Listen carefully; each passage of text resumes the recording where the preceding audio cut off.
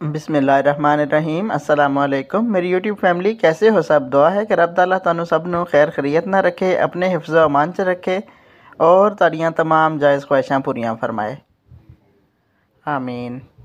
Beef kofta अद्धा kilo कीमा बारीक किया होया, 2 तो 3 दफ़ा मशीन चो गुजारिया होया और ये टोटली रेड बूटी नहीं लेनी, हल्का जिहा ना चर्बी का टच लाजमी होना चाहिए क्योंकि चर्बी तो बगैर जो ना यदा टेस्ट और वो नहीं बन पाता। बेशक थोड़ी जी नहीं होए लेकिन मामूली जी चर्बी ना लाजमी होनी चाहिए है। इनू धो के असी तकरीबन 2 तो 3 घंटे हो गए छाननी के पा के ना प्लेट रखा होया ताकि यदा पानी जो ना टोटली रिमूव हो जाए।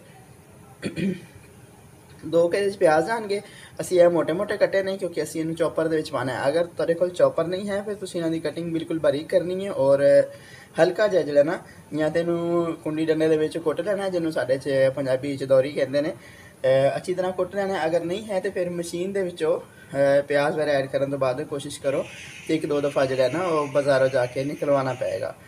तो असी चॉपर के पावे, चॉपर च पा के असी इन्हें चलावे, सब अच्छे तरीके मिक्स हो जाएगा। तो 5 तो 6 हरिया मिर्चा ने कट्टियां हुई ने, अद्धी गुठी धनिया दी है और 2 चम्मच लसन अदरक का पेस्ट। ये मसाला जाएंगे 1.5 चम्मच नमक और 1.5 चम्मच ही सुरख मिर्च है, आधी चम्मच तो थोड़ी जी कम हल्दी है लेकिन थोड़ी जी फैल गई है, तो ना लग रही है कि ज़्यादा है। और 1 चम्मच ये गर्म मसाला जाएगा जो घर का तैयार किया होया और 2 चम्मच ये बेसन जाएगा। वैसे तो ये अंडा भी ऐड किया जाता लेकिन साढ़े इत्थे एक मंदा रिवाज है कि जरा ना जी चीज़ का रेट मजीद बढ़ाना होंगे ना उस वक्त उन्होंने कह देंगे कि शॉर्ट है, मतलब है कि उन्होंने सारिया पाकिस्तान दी मुर्गियां बांझ करती फड़ के रेट बढ़ाने के चक्कर च, ते नाल रहना बहुत ज़बरदस्त चीज़ बनेगी। बिस्मिल्लाहिर्रहमानिर्रहीम। नीचे असी प्याज ऐड कर लवेंगे और नाल ही रहना कीमा और सब चीज़ा असी मिक्स कर देंगे बिल्कुल ही।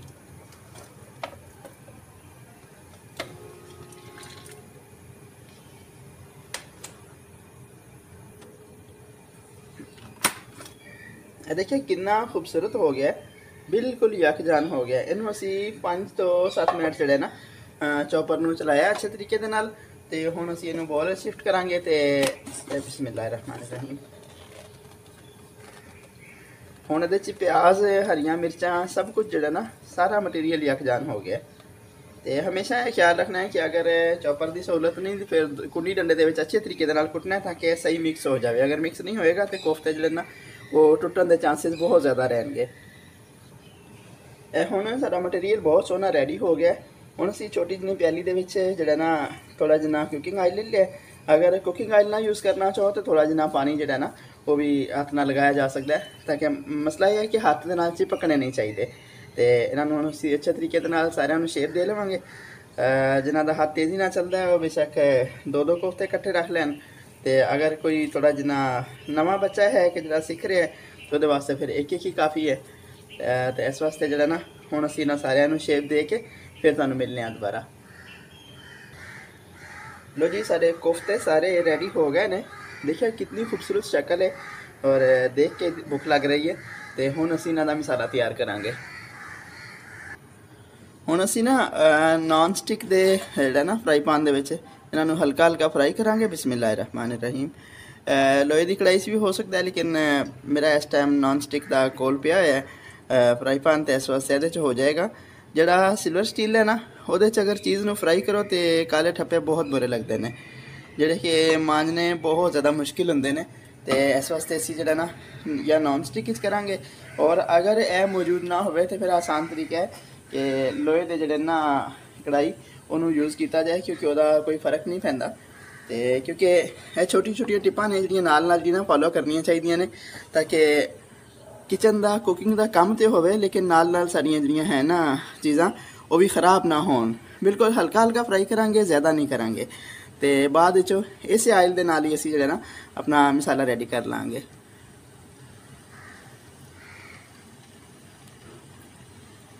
बहुत ज़्यादा आयल गर्म होने असी वेट नहीं किया क्योंकि फिर वो ना आ जाती है शेप जिस तरह के चपली कबाब होंगे ने। तो असी इन्होंने बिल्कुल हल्का हल्का फ्राई करना है।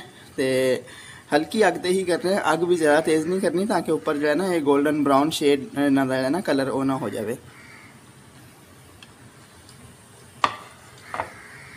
अगर इन्हों फ्राई ना भी किया जाए तो कोई मसला नहीं है, लेकिन मैनू थोड़े जे पसंद ने फ्राई होए हुए, तो इस वास्ते मैं हल्का हल्का इन्होंने फ्राई जो है ना तकरीबन 2 तो 3 मिनट वास्ते वो कर रही हाँ। बिस्मिल्लाह।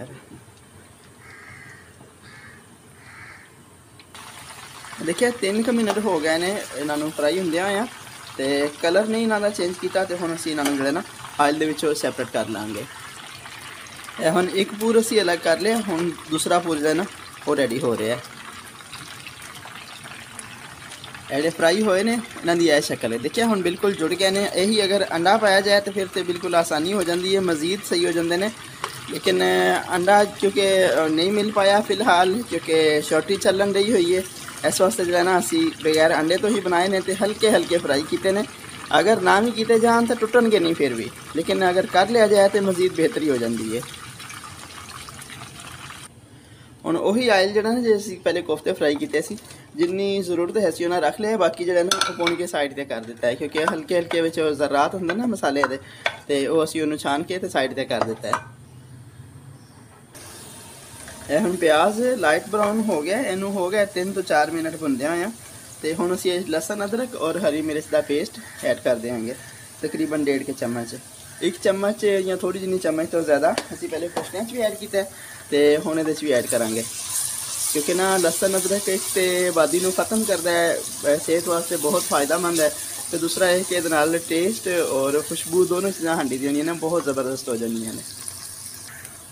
लसन अदरक का पेस्ट फ्राई हो गया, हुण असीं इहदे च हरियां मिर्चां और टमाटर ऐड करते, उन्हां दा हल्का जिहा सॉफ्ट होण दा असीं वेट करांगे, फिर इहदे च मसाला जात ऐड करांगे। ਹੁਣ लसन अदरक का पेस्ट और टमाटर दोनों चीज़ें सॉफ्ट हो गई, हम असीं इस मसाले ऐड करांगे। 1 चम्मच छोटी ये हल्दी चली गई, और क्योंकि कोफ्ते तो मसाला पहले है, असीं यह ग्रेवी वास्ते पा रहे हैं। और 1.5 चम्मच छोटी चम्मच है, तुसीं अपनी मर्जी नाल टेस्ट जो चेंज कर सकते हो, क्योंकि हर बंदे का एक अपना अपना टेस्ट होंदा है, कुछ स्पाइसी खाते हैं, कुछ हल्का खाते हैं। तो यह छोटी 1.5 चम्मच ही ये जो ना है नमक चला गया। तो काली मिर्च हरे असीं नहीं ऐड करांगे, उन्होंने जिस टाइम पकन के कोल आ जाएगा गर्म मसाले के मिक्स है, उस टाइम असीं ऐड करांगे उन्होंने। तो हुण 3 तो 4 सैकेंड की बुनाई करके, क्योंकि यह बुनाई करने नाल ना मसालियां दी जिहड़ी हुंदी ना तलखी वो ख़त्म हो जाती है। वैसे मिर्चां जिहड़ियां ने गले नूं पैंदियां ने, तो हुण असीं थोड़ा जिन्ना पानी पा के तो इनू भुनांगे ज़रा अच्छे तरीके दे नाल। इस स्टेज पर आके ना असीं हैंड ब्लैंडर दे नाल मसाला ज़रा मैश कर लांगे। बिस्मिल्लाह।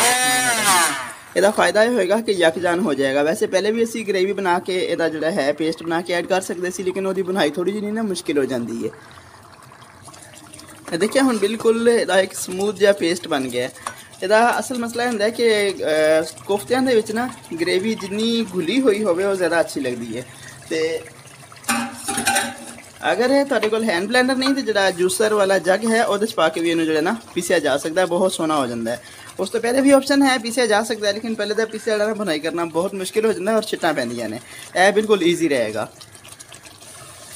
यह ना मसाले की बुनाई बहुत सोहनी हो गई। देखिए आयल टोटली सैपरेट हो गया। हुण असीं इहदे 'च पानी ऐड करांगे। बिस्मिल्लाहिर्रहमानिर्रहीम। तकरीबन 1.5 लीटर पानी ये ना ऐड होएगा, क्योंकि कोफ्ते थोड़े ज़्यादा ने, बड़ा थाल भरया होया है। तो इस टाइम सही शोरबा पक जाएगा ना, फिर असीं इस कोफ्ते ऐड करांगे। यह हुण जिहड़ा असीं इहदे 'च पानी ऐड कीता सी ना, यह हुण बहुत सोहने तरीके दे नाल पक गया। हुण असीं कोफ्ते इहदे 'च ऐड कर देंगे, और इन्हां नूं हुण बिस्मिल्लाहिर्रहमानिर्रहीम फ्लेम थोड़ा जिहा हल्का करके तो ढक के हुण रख देंगे, ताकि जिहड़ा ना ये अच्छे तरीके दे नाल कीमा जिहड़ा पक जाए। हुण मिलते हैं अगले 15 मिनट बाद। 1-2 दफ़ा चेक करांगे, लेकिन टोटली 15 मिनट जिहड़ा ना हुण असीं इन्हां नूं देंगे। बिस्मिल्लाहिर्रहमानिर्रहीम। लो जी 15 मिनट हो गए साडे खाने नूं पकदिया होया। देखिए बहुत ज़बरदस्त शक्ल इहदी हो गई है। तो हुण असीं डिश आउट करके तुहानूं इहदी फाइनल लुक दिखाते हैं। बिस्मिल्लाहिर्रहमानिर्रहीम।